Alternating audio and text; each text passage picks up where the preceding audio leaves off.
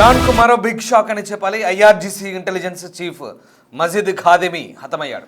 America Israel దాడుల్లో ఇంటెలిజెన్స్ చీఫ్ను హతమార్చినట్టుగా అటు ఐడిఎఫ్ కూడా ప్రకటించింది. ఐఆర్జీసీ టెలిగ్రామ్ ఛానల్ ధృవీకరించింది. ఓవైపు ఒప్పందానికి చర్చలుంటున్నాయి, మరోవైపు ఇరాన్పై అమెరికా ఇజ్రాయెల్ భీకర దాడులు చేస్తుంది. మజీద్ మృతి ఇరాన్కు కోలుకోలేని దెబ్బగా చెప్తున్నారు విశ్లేషకులు.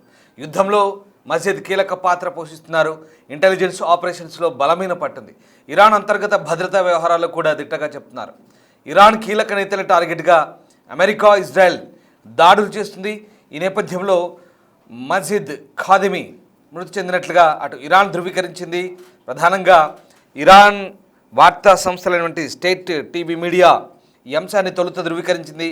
ఆ తర్వాత ఇజ్రాయెల్ ఐడిఎఫ్ ధృవీకరించింది. ఇక ఈ ఘటనకు సంబంధించి మరోవైపు ఇజ్రాయెల్ ప్రధాని బెంజమిన్ నెతన్యాహు కూడా రియాక్ట్ అయ్యారు. ఆయన ఒక ట్వీట్ చేశారు. మీరు స్క్రీన్పై చూస్తున్న ట్వీట్ అది హిబ్రూ భాషలో ఉంది. తన మాతృభాషలో బెంజమిన్ నెతన్యాహు చేసిన ట్వీట్ అది. దానికి తెలుగు అనువాద సారాంశం మీకు వినిపిస్తాను. ఇరాన్ ఉగ్రవాద పాలన యొక్క మరో ప్రధాన విభాగం నిర్వీర్యమైంది.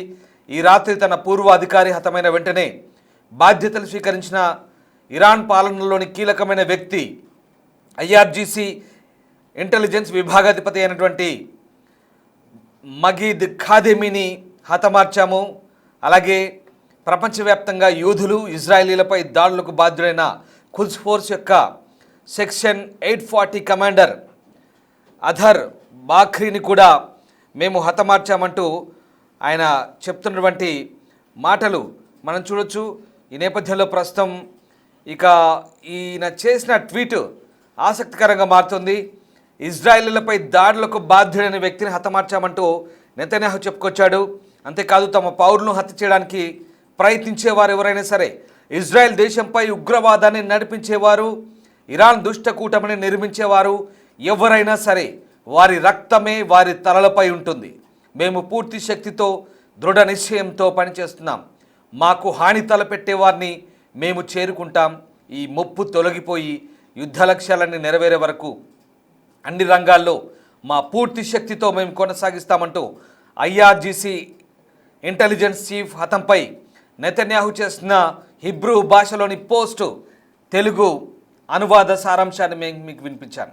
అంటే ఒకటే చెప్తున్నాడు బెంజమిన్ నెతన్యాహు, చాలా క్లియర్గా చెప్తున్నారు. ఇజ్రాయెల్పై ఉగ్రవాదాన్ని రుద్దాలని చూసినా, ఇజ్రాయెల్ పౌరులపై కన్నెత్తి చూసినా, ఇజ్రాయెల్ భూభాగంపై దాడులు చేయాలని ఆలోచించిన కలలో కూడా వదిలిపెట్టము. ఒకవేళ అలాంటి ఆలోచనలు వస్తే ఎక్కడున్నా భూస్థాపితం చేస్తామంటున్నారు. మరీ ముఖ్యంగా గతంలో యూదులు ఇజ్రాయెల్పై దాడులకు బాధ్యుడైన ఖుద్స్ ఫోర్స్ యొక్క సెక్షన్ 840 కమాండర్ అదర్ బాఖ్రీని కూడా ఎలిమినేట్ చేసినట్టుగా చెప్తున్నాడు. సో మొత్తం మీద ప్రస్తుతం ఉన్నటువంటి పరిస్థితుల్లో ఇది ఇరాన్కు గట్టి ఎదురు దెబ్బని చెప్పాలి. అంతేకాదు ఇజ్రాయెల్ అమెరికా సంయుక్త దళాలకు ఇది భారీ విజయంగానే మనం పరిగణించాల్సి వస్తుంది. ఇప్పటి వరకు గత సంవత్సరం నుంచి ఫిబ్రవరి 28 ఐతుల్లా అలీ ఖమేనీ ఎలిమినేషన్ రోజే దాదాపు 48 మంది. అంతకు ముందు గత సంవత్సరంలో జరిగిన ఇజ్రాయెల్ ఇరాన్ 12 రోజుల యుద్ధంలో కూడా భారీ సంఖ్యలో అణుశాస్త్రవేత్తలు, సైనిక జనరళ్ళు, అలాగే మొన్న ఫిబ్రవరి 28న ఖొమైనీతో పాటు దాదాపు 50 మంది వరకు కూడా సైనిక అధికారులు, రక్షణ మంత్రి, అలాగే అప్పటికే మరొక ఇంటెలిజెన్స్ చీఫ్ మహమ్మద్ ఖాదెమీ మృతి చెందితే ఆయన ప్లేస్లో ఇదిగో ఈ మజీద్ ఖాదెమీని పెట్టారు. అలాగే చాలామంది ఉన్నతాధికారులని, శాస్త్రవేత్తల్ని, అక్కడ ఇరాన్ మత పాలకులకు అనుకూలంగా వివరిస్తున్నటువంటి వ్యక్తుల్ని ఇప్పటికే ఇజ్రాయెల్ ఎలిమినేట్ చేస్తూ వస్తుంది. తాజాగా మజీద్ ఖాదెమీ అమెరికా ఇజ్రాయెల్ వైమానిక దాడిలో మరణించినట్టుగా ఇరాన్ ప్రభుత్వ మీడియా కూడా ధృవీకరించింది. ఐఆర్జీసీ గూఢచార విభాగాధిపతి అయినటువంటి మేజర్ జనరల్ మజీద్ ఖాదెమీ సోమవారం అమెరికా ఇజ్రాయెల్ వైమానిక దాడిలో మరణించినట్టుగా ఇటు ఐడిఎఫ్ కూడా ధృవీకరించింది. మరోవైపు ఈ ఐఆర్జీసీ యొక్క శక్తివంతమైన విద్యావంతుడైన అధిపతి మేజర్ జనరల్ మజీద్ ఖాదెమీ తెల్లవారుజామున అమెరికన్ అలాగే ఇజ్రాయెల్ జరిపిన నేరపూరిత ఉగ్రదాడిలో శత్రువుల దాడిలో హతమైనట్టుగా ఐఆర్జీసీ తమ టెలిగ్రామ్ ఛానల్లో కూడా వెల్లడించుకుంది.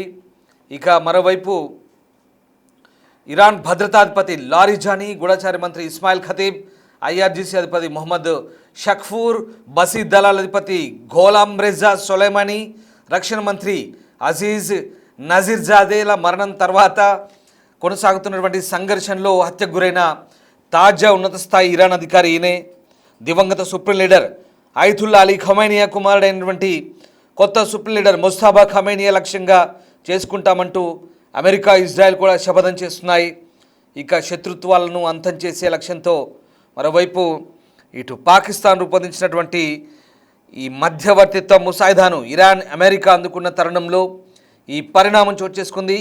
సోమవారం నాటికి అమల్లోకి వచ్చే అవకాశం ఉన్నప్పటికీ కూడా ప్రపంచ చమురు సరఫరా కీలకమైన హర్ముజ్ జలసంధిని తిరిగి తెరిచే ప్రతిపాదనకు సంబంధించి డొనాల్డ్ ట్రంప్ మరొక 20 గంటలు పొడిగించారు. ఈ గడువు ఇవాళ మంగళవారం రాత్రి 8 గంటలకు, మంగళవారం రాత్రి 8 గంటల కంటే భారత కాలమాన ప్రకారం ఉదయం 5:30కు ఈ గడువు ముగియబోతోంది. ఇక ఈ గడువు ముగిసిన తర్వాత పరిస్థితి ఏంటనేది ఊహించుకుంటేనే భయానకంగా ఉందంటూ విశ్లేషకులు చెప్తున్నారు. ఎందుకంటే ఒకవేళ ఆ లోపు ఏదైనా ఒప్పందం కుదిరితే కుదిరింది, లేదంటే ఇరాన్ ఇక నరకాన్ని చవి చూస్తుందంటూ, ప్రళయాన్ని చూస్తుందంటూ ఇప్పటికే ట్రంప్ ప్రకటిస్తున్నారు. ఈ నేపథ్యంలో ఇక ఎలా ఉంటుందనేది ఇప్పుడే అంచనా వేయలేమని చెప్తున్నారు. కానీ చాలా భీకరమైన దాడులు ఉండబోతున్నట్లుగా అంచనాలున్నాయి. మరోవైపు ట్రంప్ బూతుల పర్వం కొనసాగించాడు. ఏకంగా హర్మూజ్ తెరవండి పిచ్చి వెదవల్లారా అంటూ ఇంగ్లీష్లో కామెంట్ పెట్టాడు తన ట్రూత్ సోషల్లో. చాలా దారుణమైన భాషని ఇరానీలపై ఉపయోగించి ట్రంప్ తన అసహనాన్ని వెళ్ళగక్కాడు.